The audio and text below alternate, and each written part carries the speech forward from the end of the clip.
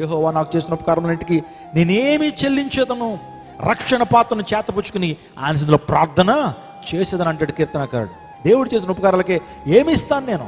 వేలాది నదులంత విస్తార తైలాన్ని తీసుకొచ్చి ప్రభువుకి ఇస్తే సరిపోద్దా? పొట్టేలను తీసుకొచ్చి ఆయనకి దహనం అర్పిస్తే సరిపోతుందా?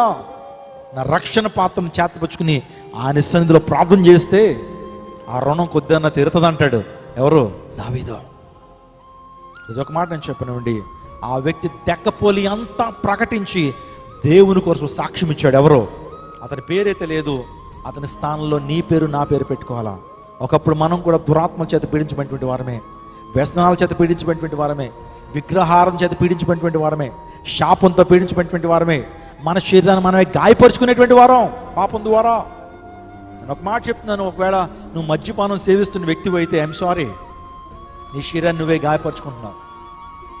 ఒకవేళ నీవు నీ కళ్ళతో చేస్తున్న పాపం ద్వారా నీ శరీరాన్ని నువ్వే మలినం చేసుకుంటున్నావు.